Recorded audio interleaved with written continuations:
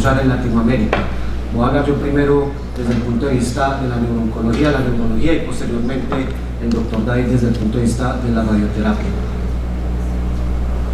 Esta es nuestra ciudad, por si tienen la oportunidad pues, de conocerla. Empezando a hablar un poco del melanoma uveal, es diferente el melanoma uveal del tracto uveal anterior al tracto uveal posterior. El tracto uveal anterior, digamos que es mucho más fácil de identificar, puede llegar a producir síntomas que son evidentes para el paciente y para el oftalmólogo. Sin embargo, el tracto uveal posterior, los melanomas uveales posteriores, tienen la dificultad diagnóstica, ¿sí? Y posteriormente pueden evolucionar sin ser detectados y son los que finalmente van a tener más riesgo de metástasis y finalmente, pues, o históricamente, son los que habían sido tratados con enucleación. Lo que les venía diciendo, el tracto anterior puede ser evidente y cuando el oftalmólogo detecta la lesión, pues es el paciente que se lleva rápidamente a la intervención quirúrgica. Cuando nos demoramos para el diagnóstico, pues podemos encontrar que hay compromiso o, digamos, un compromiso extraocular y típicamente, como les venía diciendo, los pacientes que se identifican ya con enfermedad avanzada, pues el abordaje inicial históricamente había sido la enucleación, hasta que el grupo de investigación COMS pues publica el seguimiento a 12 años, donde la supervivencia, pues básicamente en los dos grupos, enucleación versus radioterapia o braquiterapia, pues no había como una diferencia. Cuando se compara la braquiterapia con la radioterapia estereotáxica, a pesar de que son diseños retrospectivos con grupos similares, se identificó que realmente no hay una diferencia significativa en términos de recurrencia tumoral, enucleación secundaria y metástasis sistémica. En cuanto a términos secundarios, llamativamente el grupo de radiocirugía tiene mayor riesgo o más como complicación secundaria, glaucoma secundario, retinopatía por radiación y papilopatía por radiación. En estudios prospectivos, estudiando la técnica de radiocirugía, pues vemos que la retención ocular a los 60 meses puede ser hasta el 75%. Asimismo, el control local a los 60 meses puede llegar a ser hasta el 75%. En términos de volumen, los volúmenes antes del tratamiento y después de los tratamientos con radiocirugía tienen una tendencia a disminuir, no a aumentar.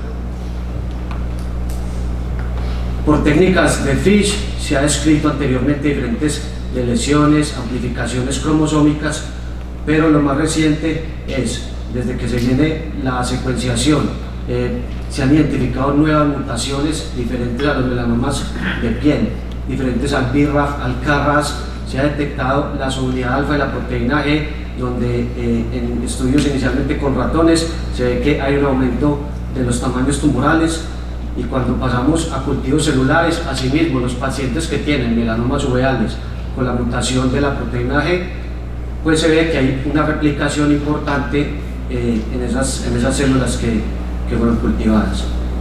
Bueno, les voy a hablar entonces de los pacientes que hemos tratado en el Instituto Neurológico. Este ha sido el esquema visual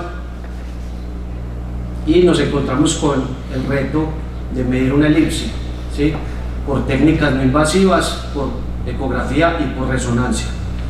Teniendo esta técnica en cuenta, hasta el 2018 incluimos 10 pacientes, hemos tratado 10 pacientes, la mayoría son mujeres y con tumores que han sido, según el grupo COMS, determinados como de mediano tamaño, donde la función visual realmente no ha sido afectada. Esta es los parámetros de la planeación, y haciendo la comparación antes de tratamiento versus luego tratamiento por la técnica de ecografía, pues lo que nosotros hemos identificado es que en un seguimiento posterior a 6 meses por ecografía, pues básicamente no hay una variación positiva del volumen, donde vemos básicamente que hay una tendencia a la negatividad, y solamente en un paciente por ecografía evidenciamos que en una de sus mediciones había aumento. En todos los pacientes, en los 11 pacientes por ecografía, 10 de los 11 pacientes habían tenido disminución del tamaño del volumen. Cuando comparamos antes y después, sin diferencias significativas, otra medición mediante otra técnica también con la misma fórmula, pues evidenciamos por resonancia que todos los pacientes presentaron disminución del volumen antes versus después del tratamiento, y no hemos tenido progresión hasta la fecha en ninguno de los pacientes. Nuevamente sin diferencias significativas antes y después de las mediciones. En términos de calidad de vida, nos llama la sorpresa que realmente no hay ningún cambio. Notamos disminución únicamente en el functioning role. Realmente, pues, por lo general lo que se ve es que no se afecta la calidad de vida por los tratamientos por radiocirugía. Bueno, ese es otro caso. Un niño de 6 años presentaba crisis gelásticas todos los días, 30, 40 crisis gelásticas. ¿Qué son crisis gelásticas? Son crisis de sonrisa inmotivada. Este niño presentaba, como les decía, desconexiones con el medio, todo el día se reía. Se le hizo un MRI y se identifica una amartoma hipotalámica. Esta es la lesión. Clínicamente se presentaba como una encefalopatía epiléptica, donde el niño los hitos de desarrollo no lo lograba alcanzar y presentaba también, digamos, deterioro de su estado general y múltiples crisis gelásticas. Este paciente se presentó en la junta de radiocirugía y se determinó de que no había la posibilidad de ofrecer por la localización tratamiento quirúrgico y se llevó a tratamiento con radiocirugía. Bueno, rápidamente para explicarles algo sobre el electroencefalograma, la línea media se marca con la Z, todo lo izquierdo es impar y todo lo derecho es par.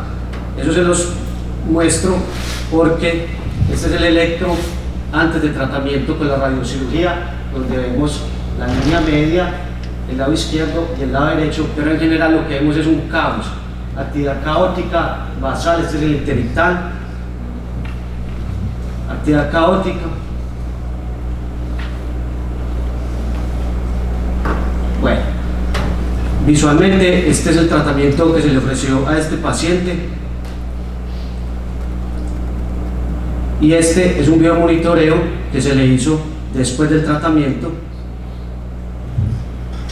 donde pues básicamente la actividad caótica que se había visto antes del tratamiento pues está mucho más controlada. El paciente después del tratamiento continuó con crisis gelásticas, pero no eran 30, 40 al día, ya son 3, 4 al día, y el trazado electroencefalográfico pues con una tendencia a la normalización, con un parpadeo normal, con el ritmo fisiológico adecuado para la edad del paciente. Aplicamos escalas neuropsicológicas ajustadas a la edad para adolescentes y para mayores de edad. Hicimos una comparación sobre la evaluación neuropsicológica 10 años después. Si bien no teníamos mejorías abismales, la tendencia también desde la parte neuropsicológica era a mejorar en diferentes ámbitos, en términos de coeficiente intelectual total y en términos de memoria. Hemos aplicado la batería de neuropsicología para neurooncología que usamos en la institución. También está el test de Boston, el naming test, y pues en este niño lo que logramos fue de alguna manera una aplicabilidad de radiocirugía funcional, donde logramos controlar una encefalopatía epiléptica con radiocirugía sin ofrecerle cirugía abierta y pues sin afectarle la calidad de vida. Esta es la casuística que llevamos a la fecha. Aproximadamente se han tratado cerca de 780 pacientes. Las metástasis, principalmente las que más nos llegan a la junta médica, son pulmón, mama, riñón y los melanoma.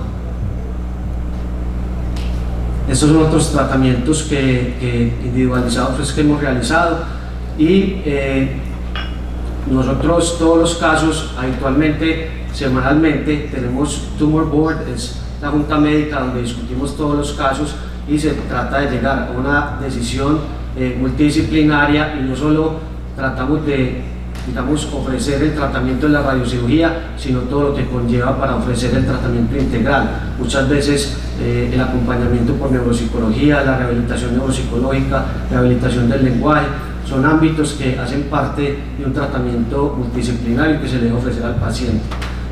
Ya para continuar, entonces, David va a presentar algunas cosas de tumores abdominales.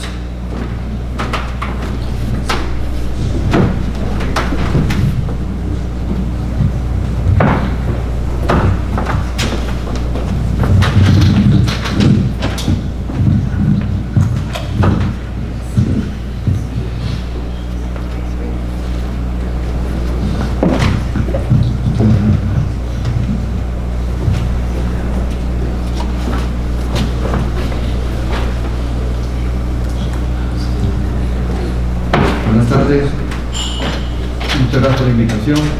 Queríamos hablar de melanoma uveal y mostrar que somos un equipo multidisciplinario con la presencia del neurooncólogo, y también nuestro staff incluye neuroradiólogo, neuropsicólogo, neurocirujano, y como dice el doctor Jaramillo, cada semana nos reunimos y vemos los casos. Voy a continuar presentando tumores intraabdominales. Voy a hablar de cáncer de páncreas y de hígado, y mostrar un trabajo que vamos a publicar de 16 casos de tumores intraabdominales que le hemos hecho seguimiento con una residente de cirugía de la Universidad de Antioquia. El tumor de páncreas tiene una supervivencia muy baja, a 5 años de 2%, con una cantidad de diagnósticos nuevos y muertes por año de más de 400.000 pacientes, y es un tumor que está pues en el punto 14 de incidencia. El SBRT en páncreas podemos aplicarlo ya sea para cáncer localmente avanzado, borderline o irresecable, también para paliar dolor en el contexto de la enfermedad oligometastásica o reirradiación, ya sea después de radioterapia o después de SBRT. Sabemos que la cirugía de páncreas es muy mórbida y se logra solamente en pocos pacientes. Muchos pacientes progresan durante la neoadyuvancia para la cirugía. Después de la cirugía vemos un porcentaje alto de una resección R1. Los retos actualmente es lograr mejorar el control local, mejorar el control sistémico, lograr márgenes R0. Los estudios con radioterapia, ustedes saben que nos han sacado como del partido. Los estudios SPAC, el PRODIGE, han demostrado que la radioterapia externa no tiene mucha aplicación en páncreas, desplazado por moléculas como gemcitabina, nab-paclitaxel y protocolos como FOLFIRINOX. Varias escuelas describen cuando es un paciente irresecable. Este estudio nos demuestra que la radioterapia es un estudio fase 3 con dos moléculas, gemcitabina y erlotinib. Posteriormente pasan a quimioradioterapia versus quimio, y el desenlace nos demuestra que la gemcitabina y el erlotinib no tienen diferencia en control local y supervivencia, y la quimioterapia versus la quimioradioterapia no tiene impacto de la radioterapia en la supervivencia global. Entonces aquí sacan a la radioterapia del partido. Plantean, los pacientes durante la quimioradio pueden progresar. Se requiere un esquema de radioterapia que sea corto, con altas dosis, y se pueda integrar en la secuencia de quimio-radio para no afectar la longitud del tratamiento. Este es un estudio descriptivo que empieza ya a implementar la SBRT en el Moffitt Cancer Center con 160 pacientes, borderline y localmente avanzado. Todos los pacientes ya con moléculas modernas de quimioterapia van a quimioterapia de inducción. Luego pasan a SBRT y 1 o 2 meses después van a cirugía. Este estudio que demostró que la supervivencia global y libre de enfermedad es mejor en los pacientes que logran llevarse a cirugía y se logra una resección completa. En los pacientes que son localmente avanzados, que no se pueden operar, se lograron operar el 10%, y todos estos pacientes estaban con protocolo de FOLFIRINOX. Es importante este hallazgo porque en los estudios que vamos a ver después, fase 3, se están utilizando es FOLFIRINOX, porque en este estudio se demostró que era el mejor protocolo para llevar a estos pacientes a resección. El protocolo de SBRT era 25 Gray al primario y a las estructuras vasculares con un boost hasta 30-40 Gray al primario en 5 fracciones. A los 15 días pasaban ya a cirugía. La toxicidad de SBRT fue muy manejable, grado 3-7%, entonces estos datos ya empiezan a mostrarnos que la SBRT es efectiva con un perfil aceptable de toxicidad para tumores borderline y localmente avanzado. Entonces ya estudios nos muestran cómo la SBRT en más de 10 estudios logra un control local a un año de más del 78%, estudios en diferentes hospitales y diferentes países. Entonces se compara qué es mejor, tratar el primario o un PTB combinado a la estructura vascular más el primario.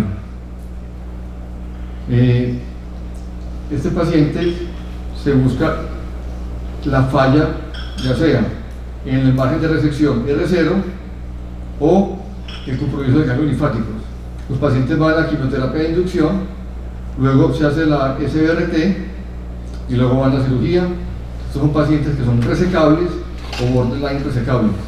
Después de la cirugía se evalúa el margen negativo, que fue mejor en los pacientes con manejo combinado de primario más el CTB a los vasos, y el compromiso ganglionar también fue mucho menor cuando el manejo es combinado al primario y a los vasos, pero esta diferencia no fue estadísticamente significativa. Entonces los físicos nos hacen un aporte con 20 pacientes que le hacen 3 planeaciones y nos dicen: es difícil lograr dar 25 Gray al primario y los vasos con 40 Gray al primario. De pronto bajar la dosis o en ciertos casos bajar el volumen del PTB1. Nosotros iniciamos con este protocolo, que es según la relación anatómica del tumor primario con el arco duodenal. Los que están en contacto son 3 fracciones, entre 24 a 36 Gray. Ahora ya estamos migrando al protocolo de 5 fracciones con un CTB1 primario manejo combinado, 25 Gray, con irradiación nodal electiva y 40 Gray al primario. Entonces hemos aprendido que la SBRT tiene unos resultados muy interesantes en metaanálisis y en protocolo fase 2.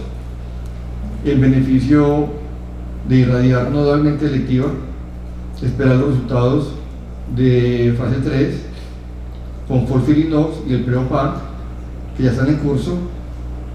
La dosis es importante para el resultado. La progresión local puede tener consecuencias deleterias al paciente, como el dolor, y el control local es pobre con terapias no quirúrgicas. Este protocolo fase 3, como les hablé, el FOLFIRINOX es el que mejor ha mostrado respuesta que el paciente pueda llevarse a cirugía en los localmente avanzados. Entonces aquí dan 4 ciclos de FOLFIRINOX, luego se hace una aleatorización a continuar la quimioterapia con FOLFIRINOX o SBRT, y después del SBRT sigue otra de FOLFIRINOX.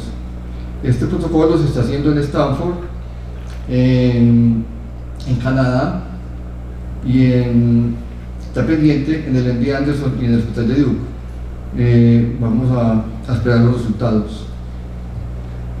Este es un ejemplo de un paciente con una progresión de más o menos 3 centímetros.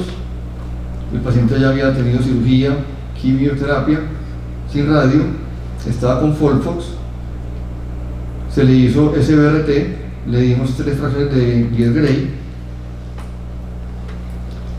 Muy importante hacer un TAC trifásico,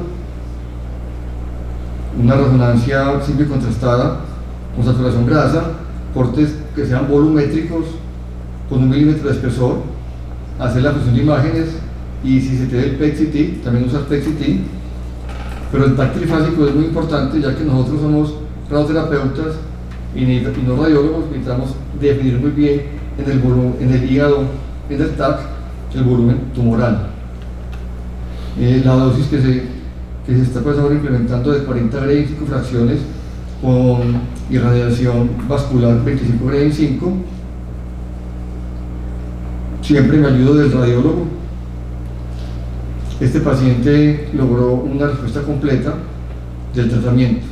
Los pacientes fallecen de páncreas, ya lo sabemos, pero cuando hemos hecho evaluación, dígase post-mortem, pues al año, 2 años, las familias nos dicen, no, nos gustó mucho el CyberKnife porque el paciente ya falleció, pero él tenía mucho dolor y logró fallecer sin dolor. Bueno, el contexto de regeneración de pacientes. Este es un estudio descriptivo donde muestra pacientes que fueron llevados a cirugía, luego quimio-radio neoadyuvante, radioterapia, cirugía, quimio, luego radioterapia y también cirugía y SBRT.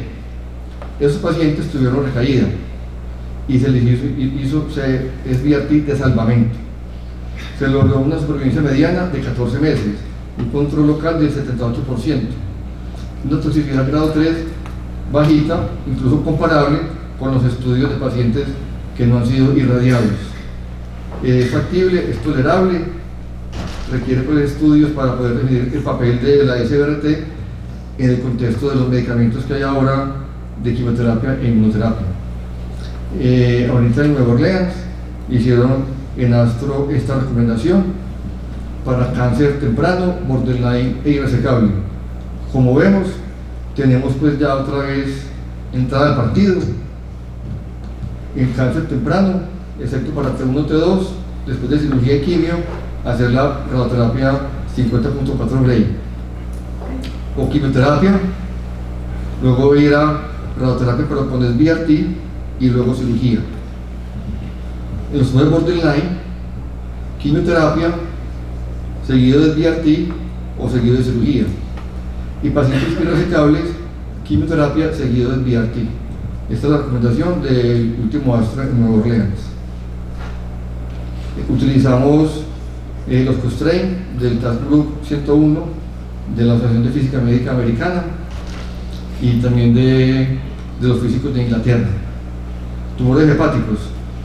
Hemos tenido siempre pendiente las indicaciones del grupo anteriormente IMO, que el doctor Macina nos colaboró con las guías, y también vemos que son tumores hepáticos primarios metastásicos de hígado, tumores hasta 6 centímetros, no más de 4 lesiones, obviamente depende del histograma, dosis y volumen, pacientes que no sean candidatos a cirugía o que la rechazan, que sean capaces de tolerar las marcas fiduciales y que no tengan enfermedad extrahepática.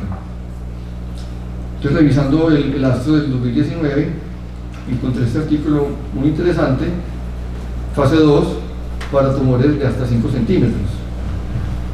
Entonces, el protocolo es SBRT para carcinoma hepatocelular hasta 5 centímetros del grupo coreano, pacientes mayores de edad que tengan un cáncer primario o recurrente, que no sea candidato a cirugía, a trasplante o a ablación local, que tenga un Child Block score A o B7, un ECOG 0 a 1, la suma de diámetros hasta 5 centímetros, que esté separado 3 centímetros del tracto gastrointestinal, que tenga una respuesta incompleta al TACE de unas 5 fracciones, un volumen de hígado normal mayor de 700 mililitros, una lesión única o múltiples lesiones en el campo de radiación, que no tenga enfermedad extrahepática o ganglios, que no haya cirrosis ni otras comorbilidades. Exclusión, un tumor que se extienda al tracto gastrointestinal o que haya sido irradiado.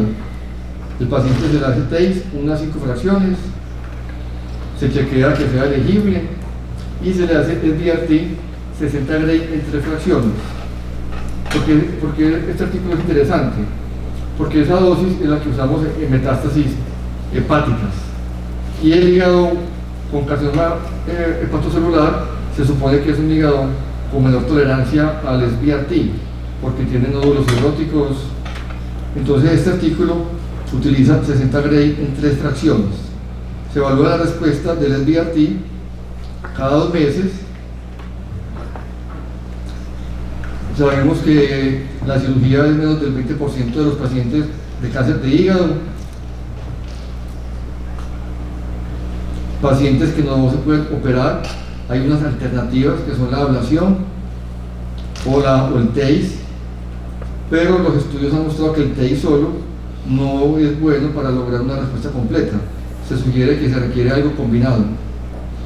Entonces este estudio que estamos viendo es fase 1, fase 2, de una dosis de 60 Gray en 3 fracciones en promedio para cáncer hepático con una respuesta incompleta al TACE, que ha mostrado que altas dosis de SBRT logran un control local del 100%,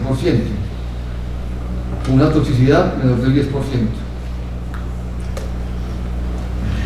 Entonces, ya vemos los criterios de elegibilidad: un Child-Pugh A5B7, una suma de diámetro mayor de hasta 5 centímetros, separado a 3 centímetros, planeación 700 mililitros para Child-Pugh A, que no pase de 17 Gray, y Child-Pugh A6 y B7 hasta 15 Gray.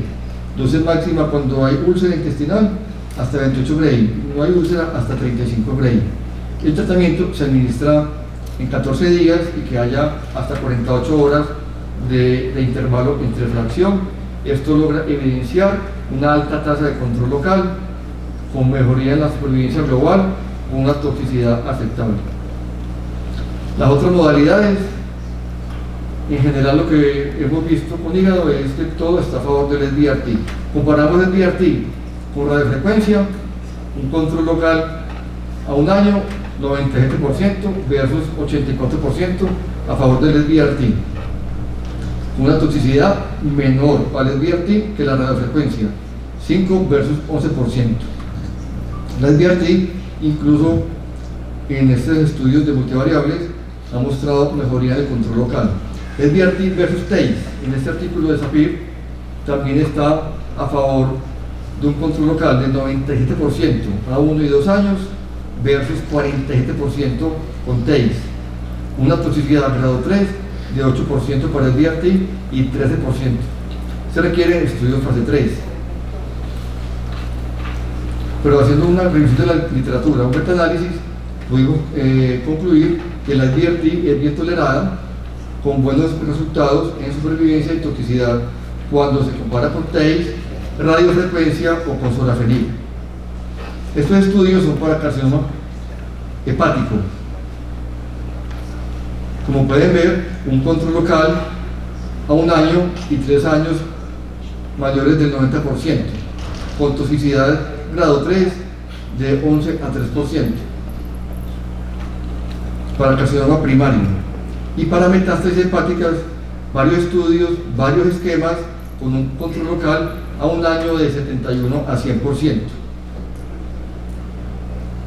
Conclusión: la SBRT tiene creciente evidencia en efectividad en carcinoma primario hepático y metástasis a hígado, mejor tolerancia en un hígado con metástasis que con carcinoma hepático, una adecuada elección del paciente, técnicas de simulación completas, con QA, con tracking, y los estudios que se vienen en fase 3, el ARTUI 0112 y el NRG 103, comparando sorafenib versus SBRT, seguido de sorafenib, o fotones versus protones. Son estudios fase 3 que están en curso. Este es un CDA con metastásico.